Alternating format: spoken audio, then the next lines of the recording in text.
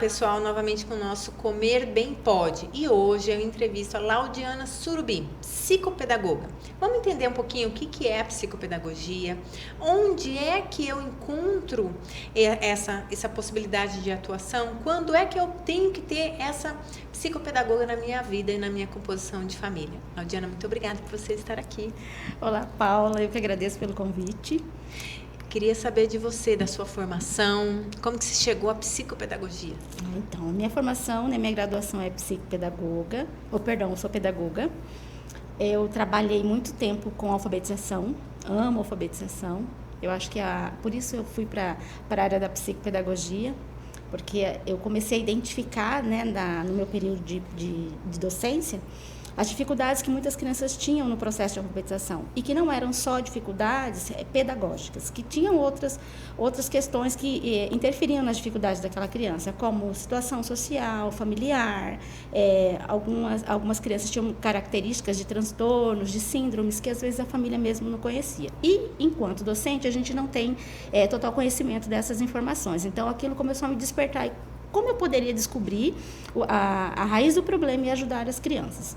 Inicialmente, eu fui fazer a psicopedagogia porque eu entendi que eu podia ajudar os meus alunos em sala de aula, mas, infelizmente, não é dessa forma. Porque aí começa todo o processo, A psicopedagogia é uma área de investigação. Então, a gente tem que trabalhar com a criança, investigando para buscar a raiz do problema. Qual é a lacuna, onde estão as lacunas na aprendizagem, o que está interferindo naquela criança, no ambiente familiar ou no ambiente escolar, se é metodologia, o que está acontecendo com aquela criança quando ela apresenta os problemas no processo mesmo de aprendizagem. E aí eu vi que eu não ia conseguir fazer isso. Então, eu decidi partir para a psicopedagogia clínica. Então, o que a psicopedagogia clínica faz? A gente tem a área do atendimento clínico e atendimento institucional, que é em qualquer âmbito, seja escolar, hospitalar, qualquer instituição que necessite de um profissional que trabalhe ali as capacidades cognitivas, seja na escola, para trabalhar com professores diretamente, que a gente não trabalha com criança, Isso aí é só mesmo em consultório, seja no hospital, para atender as crianças que estão lá em atendimento hospitalar, ou clínico, que é o que eu faço. Então, a psicopedagogia clínica entrou na minha vida dessa forma. Eu identifiquei que as crianças tinham um problema e fui fazer a especialização. Comecei a atender na época da pandemia, antes da pandemia, na verdade. E aí, quando chegou a pandemia, deu aquele boom, todo mundo parou. Não tinha mais atendimento, ninguém saía de casa. E aí, nessa fase de ficar em casa, os pais com as crianças, muitos pais começaram a perceber os problemas que as crianças estavam apresentando. Então, a psicopedagogia, como uma área investigativa do processo de aprendizagem, foi ali que começou a crescer. Porque foi aí que entenderam qual que era a necessidade de ter um psicopedagogo na vida das famílias, com crianças com algum problema na aprendizagem. E aí a procura pelo psicopedagogo começou a aumentar, as escolas começaram a encaminhar as crianças para o psicopedagogo e, inicialmente, alguns profissionais da área escolar mesmo. E também já tive alguns encaminhamentos de neuropediatras, que eles entendem que o psicopedagogo trabalha com reforço escolar. Mas nós não trabalhamos reforço escolar. É claro que, se for um pedagogo, ele tem essa capacidade para trabalhar, a questão de conteúdos, que a criança tem dificuldade, mas a função da psicopedagogia não é trabalhar reforço escolar, porque se a gente faz um trabalho de reforço escolar, a gente não age no problema, porque a gente precisa primeiro identificar o problema para depois intervir. Então, são duas etapas aí, a etapa da avaliação primeiro, depois que a gente faz a avaliação, identifica o problema. Eu nunca trabalho sozinha.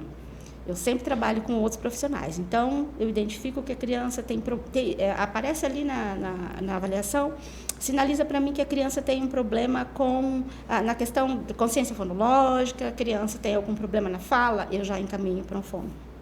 A criança ali está apresentando para mim algum comportamento diferenciado de ansiedade, e às vezes eu faço um teste que a gente chama de técnica projetiva, que é através de desenhos, e através daquele desenho a gente identifica algumas coisas na questão comportamental da criança. Então, se aquilo ali pesa dentro do processo de aprendizagem da criança, a gente já encaminha para o psicólogo. Então, são áreas que a gente não pode interferir, né? Muitas pessoas pensam, psicopedagoga é psicólogo. Não é.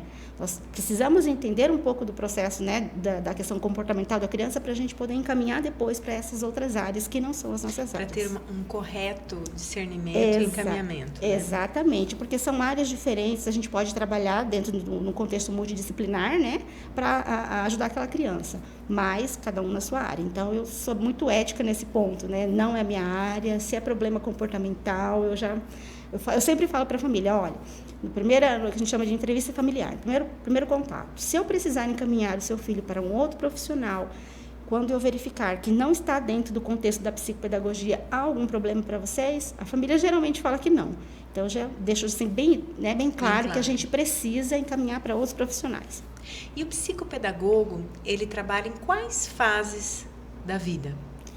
Em todas. Em todas? De mamando a caducando. Legal. Nosso trabalho ele vai desde da primeira infância, né, desde a fase do bebê, que a gente trabalha, na verdade, com estímulos. De 0 a 2 anos, é sempre com estímulos sensoriais. Música, texturas, né? A gente trabalha bastante a questão visual, para a criança estar já familiarizando que existem cores diferentes, né? A formas diferentes. Então, isso daí a gente trabalha nesse primeiro período com a criança. Quando a criança entra já na fase da fala, a criança começa a desenvolver a fala e algumas outras habilidades que a gente fala que é necessário, na verdade, são os pré-requisitos para a criança ser alfabetizada, com 5 para 6 anos. Então, a gente vai desenvolvendo a questão da oralidade. Então, a gente canta, o psicopedagogo canta também. A gente canta, trabalha com muita rima, muita literação, sons iniciais, né, para que a criança possa reconhecer, sons finais.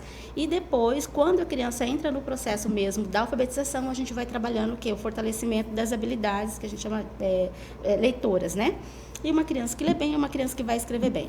E aí, a gente trabalha na adolescência, principalmente trabalhando os estímulos de atenção, memória e concentração. E isso não só para crianças típicas, tá? Porque às vezes a gente pensa assim, isso você trabalha só com as crianças que têm uma dificuldade simples, né? Não, a gente trabalha com todo tipo de público. As mesmas interferências, só que para cada uma a gente tem uma finalidade. Quando você trabalha com um adolescente que tem dificuldade, um exemplo, né? Com cálculo, com resolução de problemas, a gente aplica, na verdade, algumas atividades que são voltadas para aquela dificuldade que a criança tem, para que a criança ou adolescente para dar resultado na escola. Então, a gente não trabalha com conteúdo escolar, né? Esse é o foco. Com estímulos e respostas. Exatamente. É isso que, assim, hoje a gente tenta divulgar essa diferença do pedagogo do psicopedagogo para o pedagogo. Né? Então, o psicopedagogo, ele trabalha com estímulos e respostas que, no contexto da sala de aula, vai somar para a relação de conteúdo da sala de aula. Exatamente.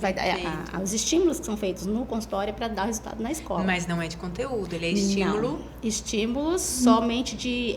neurodesenvolvimento. Exatamente. Atenção, memória, concentração, percepção visual, percepção auditiva.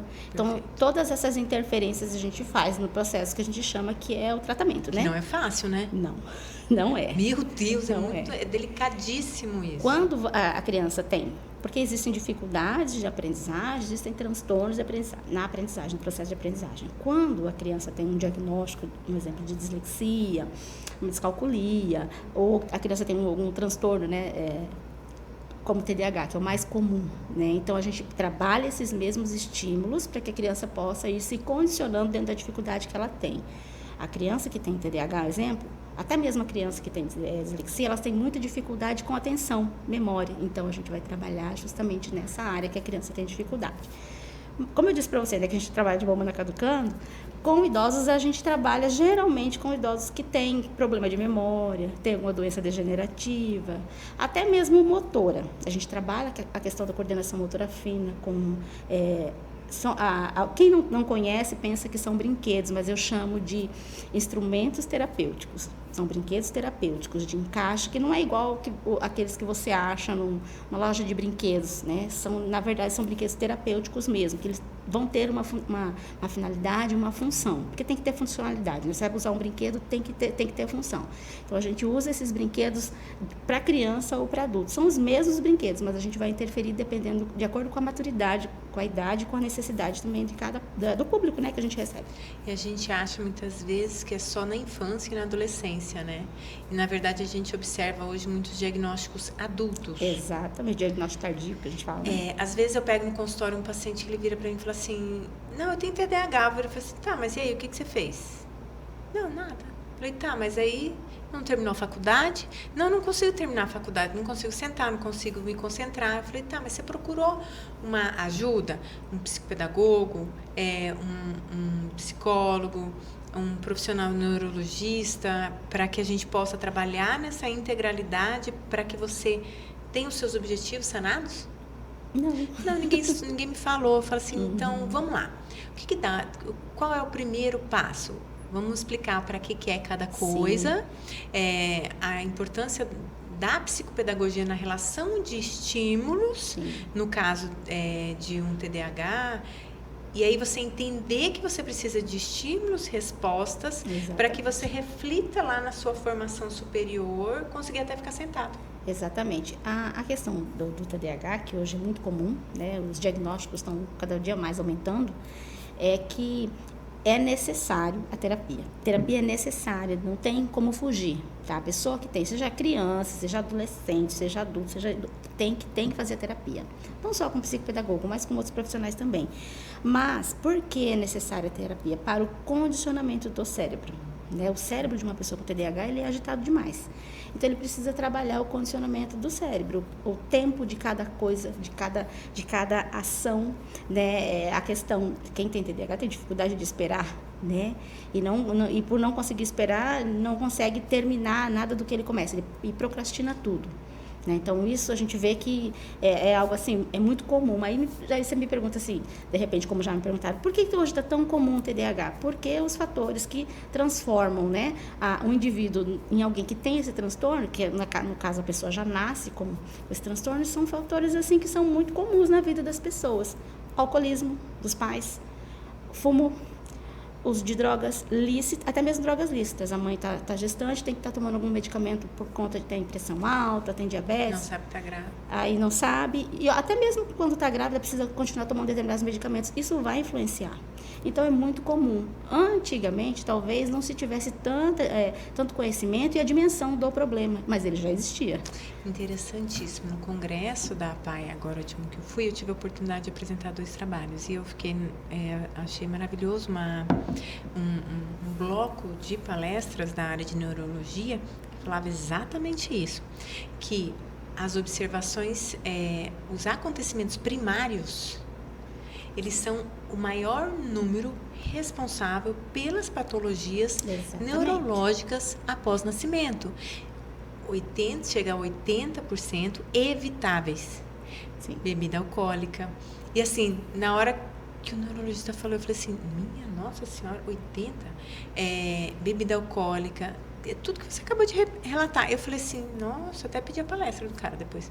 Falei assim, para dar uma reforçada, uma reolhada. E isso é algo que, para minha vivência, é muito comum. Mas aí o cara, a hora que o médico falou o percentual, eu fiquei impressionada. Falei, porque a gente imagina, não, tudo bem, 50, mas 80? Falei, meu Deus. E a tendência é aumentar. Por quê? Porque as pessoas, elas já não querem, não tem o desejo de mudança de hábitos. A gente sabe que as pessoas não têm. Então, isso tende a aumentar. Né? Eu percebo assim, que os mais novos, os mais jovens, eles não têm muita noção do perigo. Né? Essa geração agora não tem muita noção do perigo. Então, nem medo, né? Nem medo. Então, o que vai acontecer? Se antes o modo de vida, né, é desregrado, vamos falar que isso é um modo de vida desregrado em relação a drogas, a álcool, fumo. Se isso era muito comum, hoje está mais comum ainda, está sendo muito natural, tratado de maneira natural. Se o adolescente não tem um cigarro normal, né, ele vai ter um cigarro eletrônico. E aí continua do mesmo jeito. E ele não tem consciência disso, de que isso vai trazer um problema, não só para ele, mas para a geração dele, né? E interessante que não se tem noção que essas evoluções são muito piores. Exatamente. No caso do cigarro, 700 vezes mais tóxico. No caso dos excessos, todos são muito piores. Sim. E aí é onde a gente precisa de todo um tratamento interdisciplinar para que nós cheguemos a conseguir evoluir melhor esta pessoa. Exatamente. Eu trabalho em uma clínica de reabilitação. Lá meu público é mais crianças com síndrome de Down, TEA, PC, né, paralisia cerebral. Mas no consultório que eu atendo, é só pacientes com TDAH, só crianças com TDAH. É só esse público que eu atendo. Por quê? Eu também me foquei nessa área, porque é uma área que eu gosto muito. Para mim é uma área assim, muito rica de informações, de intervenções também. Né? Eu já tive pacientes que já receberam alta, crianças com TDAH que já receberam alta, porque eu levo assim, uma ideia na minha profissão. Que psicopedagogo bom é o desnecessário. Você resolveu o problema, entendeu? Por quê? Porque a família precisa ver o resultado, a escola precisa ver o resultado. Se você não está dando o resultado, então onde está o problema? O problema, às vezes, não está só no paciente, mas também com a sua prática, né? Com a forma com que você intervém. Então, eu penso assim, vamos fazer um protocolo, porque cada criança eu faço um protocolo. Eu posso usar os mesmos instrumentos, mas a forma com que eu vou trabalhar é diferente, porque cada criança, né, é um ser único e as necessidades são diferentes. Tanto que TDAH tem 3 níveis. Né? Então, eu vou ter que trabalhar de acordo com o nível, né? E às vezes a criança vem com o diagnóstico para mim, mas não vem identificando qual o nível do TDAH. Aí eu tenho que avaliar a criança novamente para eu poder identificar como é. Porque se for um nível desatento, eu não posso acelerar o processo dela de raciocínio lógico, porque o nível dela, a forma de pensar dela é um pouco mais lenta. Então, por isso que a gente precisa saber, o diagnóstico também precisa vir bem completo para nós. E nem sempre. Vem lá, né? É só o CID e vem lá, encaminhamento para terapia psicopedagógica. Porque é interessante as pessoas saberem que todo um diagnóstico neurológico, ele vem também de uma avaliação tanto do neurologista, quanto do profissional psicólogo, exatamente, quanto do psicopedagógico. Então, é uma equipe que faz uma avaliação, não é só olhou, viu que e pronto, acabou. E pronto. Às vezes as pessoas olham para mim e falam assim, nossa, Paula, é autista? Falam, tem todas as possibilidades de traço. Não, então eu falei, não, tem todas as possibilidades de traço. Então, vai ter que ir fazer uma avaliação interdisciplinar com um profissional X, Y, Z, e aí se ter um encaminhamento para o tratamento. Eu vejo que isso é tão necessário, não só para os profissionais que trabalham com a criança, mas também para a escola. Porque é fato, tá? Isso eu falo enquanto eu era somente docente. A gente não tem total conhecimento sobre todas essas questões que envolvem os problemas que acontecem no processo. Nem tem condições, né? Não tem como. Às vezes você está numa sala com 20 crianças, 30 crianças, né, 25 crianças, a gente não pode prever quantos alunos você vai ter. E aí você observa que existe um problema. Mas a formação em si, ela não te dá essa base. Então, ou você vai fazer uma especialização, ou então você vai ter que trabalhar na área para você fazer a intervenção. Por isso que houve aquela situação. No começo eu achava que eu ia poder ajudar os alunos que tinham dificuldade, mas depois eu vi que não dava. Eu uso a minha bagagem, né, de todo o conteúdo, tudo que eu trabalhei, tudo que eu aprendi, toda a minha experiência como pedagoga, uso sim como psicopedagoga. Porque trabalho com crianças que não desenvolveram o processo de alfabetização e eu preciso trabalhar com elas, então eu preciso ter conhecimento sobre a alfabetização. Então, não dá para falar assim, olha, eu vou trabalhar como psicopedagoga, eu sou somente fono, vou fazer uma especialização. Mas se ela não conhece, não entende do processo de aprendizagem, as fases, que a criança de tantos anos a tantos anos, ela tem tantas habilidades para ela desenvolver, mas ela tem lá primeira fase de desenvolvimento, né, que são as 4 fases de Piaget. Primeira fase, 0 a 2 anos. Segunda fase, de 2 a 7 anos. Terceira fase, de 7 a 11 anos. E a última fase, de 11 anos para cima.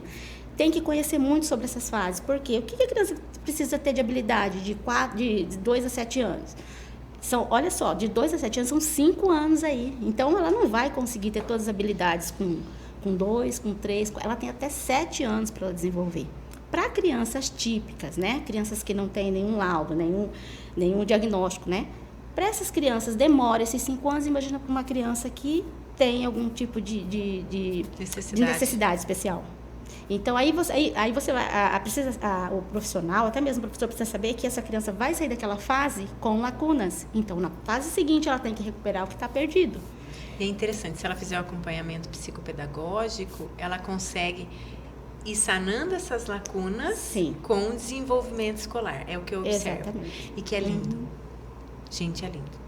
Ao passo que essa criança, esse adolescente, este adulto acompanhado, se verifica a lacuna, aqui está indo o desenvolvimento escolar, você intervém e vai intervindo até que você consiga que os dois profissionais trabalhem em conjunto para que as lacunas sejam indo sanando, né? E o importante também, Paula, é ressaltar que a participação da família no processo é fundamental.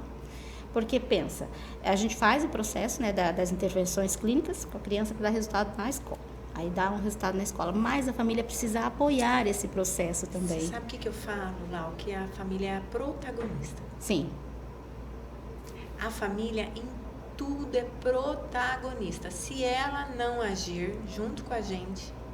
Não tem jeito.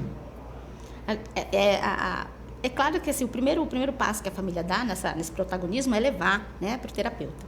Mas depois ele precisa participar também. Eu tenho casos, né, de famílias, né, no caso de pacientes, que a família tem muita dificuldade com o medicamento. Como eu só atendo crianças com TDAH no consultório, né, vamos pegar esse gancho aí. A família tem dificuldade com o medicamento. Aí me pergunta, você é contra o medicamento, você é a favor? Eu falo, eu sou a favor de um processo que contribua para o desenvolvimento da criança. Se é claro que não sou eu que indico nenhum medicamento, que dou receita, não, porque eu não sou médica, só médico faz isso, que no caso seria ou um neurologista, um neuropediatra, né, no caso de crianças, ou um psiquiatra infantil, que também dá o diagnóstico, né, no caso do TEA. Então, às vezes, os médicos passam o medicamento e a criança vem para a terapia psicopedagógica. Aí, os pais, ou a mãe não quer dar, ou é o pai que não quer que a criança tome o medicamento, e aí é um problema. Um preconceito. Exatamente. Porque a primeira coisa que os pais fazem para esse tipo de medicamento é ir olhar lá na bula contraindicação. Meu Deus. E aí é complicado, né? Para você falar para a pessoa que determinados medicamentos, eles são regressivos. Não que a criança vá tomar para o resto da vida, vai crescer um adulto tomando aquele medicamento. Naquele momento, aquela criança precisa, porque ela precisa ter sucesso na aprendizagem e na escola. Aquela criança está sofrendo. E o medicamento vai trazer o quê? Um pouco mais de atenção, de foco, de concentração. E eu já vi casos de crianças que a família usou o medicamento de forma correta e o médico foi fazendo o quê? Diminuindo a dose. Por quê? Porque a criança aprende a se condicionar. O condicionamento vai... A terapia vai fazer isso, né? Vai ajudar essa criança a se condicionar. Só que tem coisas que eu falo assim, olha, o meu medicamento que eu receito são brinquedos terapêuticos. Então, às vezes eu falo, olha, brinque com o seu filho. Brinque com o seu filho. Ah, mas eu vou brincar de quê? Tem esse tipo de brinquedo, esse. Fala como você pode conseguir. Você pode entrar no Shopee, internet, onde você quiser, loja, né, específicas. Mas use esses brinquedos. Por quê? A criança precisa, mesmo que seja usado somente ali na casa ou ali no consultório, aquilo processa, faz com que o cérebro vá processando o que ele precisa fazer.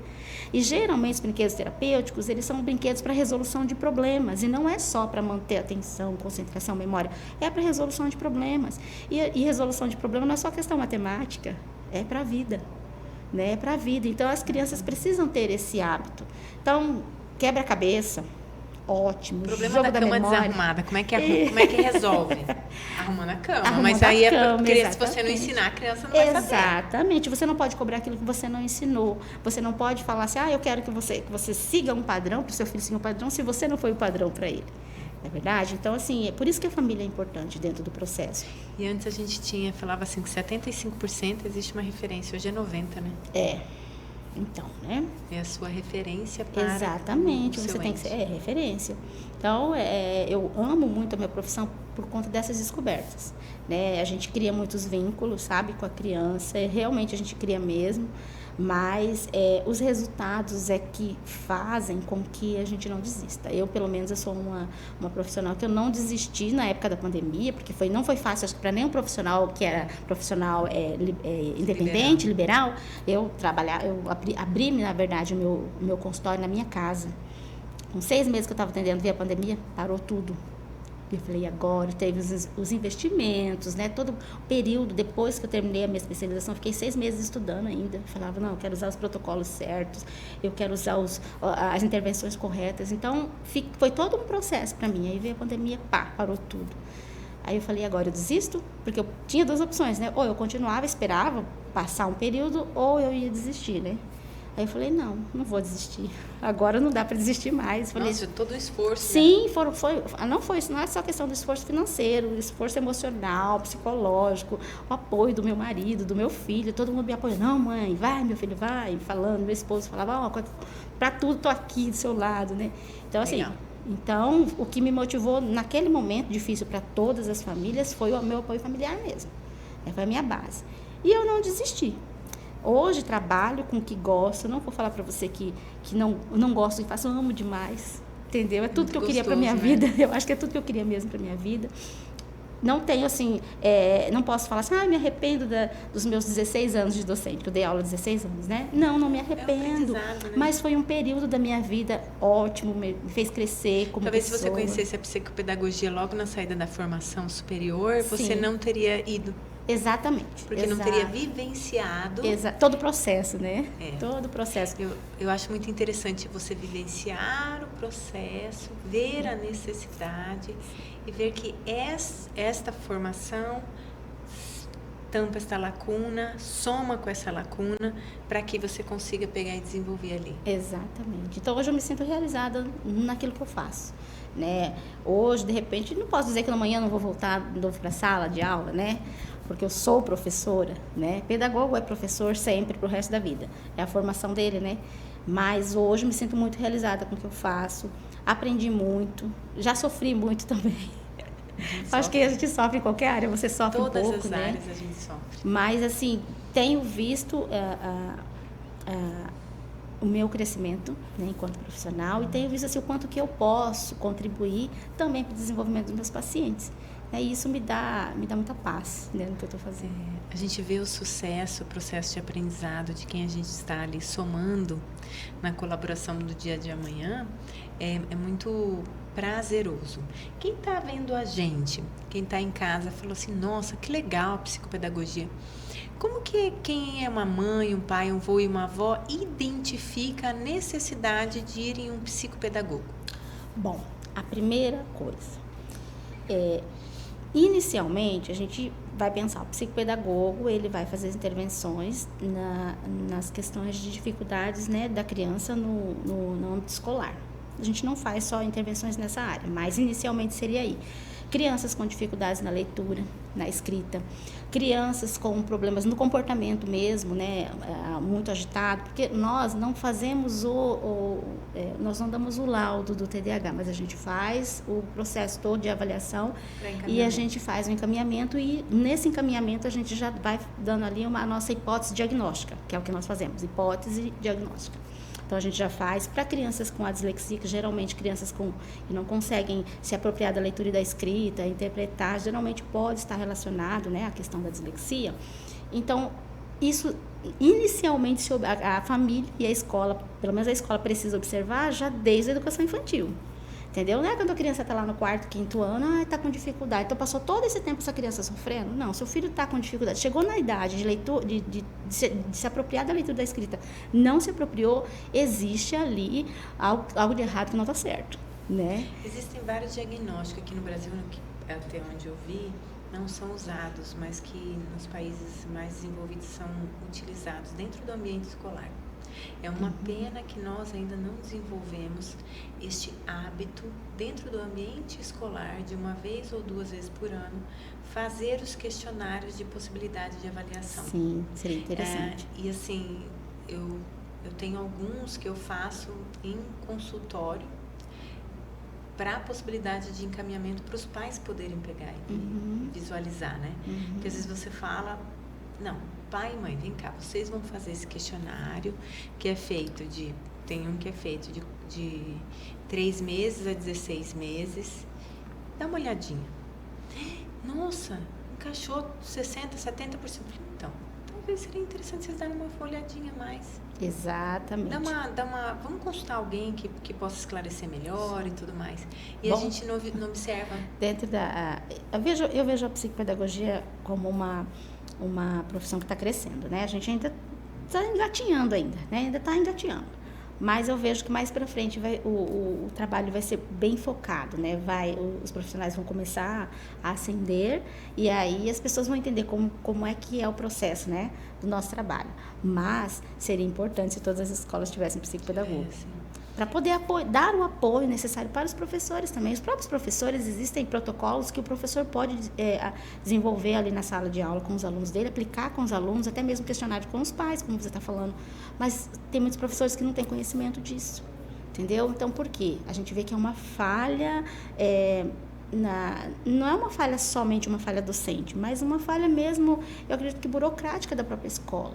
Entendeu? Ou pelo menos, se você não tem um psicopedagogo na escola, que você faça uma supervisão com a escola mesmo, fazer uma supervisão com o psicopedagogo, chamar o psicopedagogo, olha, a gente tem, né, o que dá para fazer, né, levar palestra para escolas, né, que existem muitos psicopedagogos que trabalham com palestras e que vão nas escolas, eu vou em escolas. Geralmente eles chamam a gente na época da semana pedagógica, que as escolas chamam a gente para falar. E aí a gente vai para falar, no meu caso eu vou para falar sobre os problemas mesmo que eles identificam lá, crianças que têm dificuldade para ler, para escrever, com comportamento relacionado ao TDAH, como identificar um comportamento inadequado da criança, se a criança tem características ali do TEA, se a criança tem características de outro transtorno. A gente vai fazer esse trabalho, né? A gente leva essas palestras e os professores começam a ter um pouco mais de conhecimento de informação. Mas eu acho importante chamar os pais para esse tipo de informação, para que os pais tenham acesso. A gente sabe que é corrido, trabalha o dia inteiro, chega em casa à noite. Quem que quer pegar, ou pelo menos o celular, ficar lá olhando sobre, né, esses estudos que a gente fala, não quer descansar. Agora eu vou ser um pouco, talvez, provocativa para quem está em casa. Ser pai é uma escolha. Ser mãe também. E eu acho um pecado, tenho certeza que é um pecado de nós pais que não nos mantemos estudando o processo dos filhos. Às vezes se diz uma pessoa, fala, mas para você é muito fácil. Eu também fiz pedagogia, mas eu falei assim, não é fácil, porque eu não casei com um pedagogo. E é a primeira vez que eu sou mãe. Eu não fui mãe ainda. Mãe é agora. Então, eu até falo para a Thalia Eduardo, falo assim, não, você é minha primeira filha, nós estamos aprendendo juntas. Sim. O Pedro dá, você é meu primeiro guri. Estamos no processo de aprendizagem. E esse processo de aprendizagem materno e paterno, ele também é de estudos. Sim. E muitos de nós, pais, ignoramos o processo de aprendizagem paterno e materno. Exatamente, que na verdade é o início de tudo, né? A opção de sermos pais pode ter acontecido. Pode ser que, de repente, aí apareceu a barriga, mas a opção foi sua. Foi você que teve esse bebê. Então, exatamente. É a obrigação nossa, de vocês que estão em casa, que é pai e mãe, se manter estudando, vivenciando o melhor para este ente, que saiba que você é a consequência dele. Sim. Tem uma frase muito interessante que eu li algum tempo atrás, que eu não tenho culpa da minha origem, mas eu sou totalmente responsável pela minha descendência, né? Minha descendência. Isso então, é forte, se eu né? sou responsável pela minha... Quando eu li isso, falei, nossa... Eu lembro que eu até printei, eu falei assim, mandei pro pau. Que isso é tão sério, Sim. E que muitas das possibilidades do diagnóstico que existe na primeira, segunda infância, ou mesmo você adulto, se você realmente tratar, acompanhar, eles são reversíveis. E a gente sabe que dentro do contexto familiar, né, quando há, de repente, uma suspeita de um possível diagnóstico, quando existe um diagnóstico, inicialmente existe o período da negação, né? A primeira coisa do luto. Sim. Aí a família não quer aceitar, e vem aquela questão aí, eu sou culpado? É você que é culpada? Quem que é o culpado? É o pai, é a mãe? Nós somos culpados? Então vem aquele período que é muito complicado. E enquanto terapeuta também, porque o psicopedagogo é um terapeuta de aprendizagem, a gente tem que ter muita cautela para trabalhar quando a gente identifica esse problema. Por quê?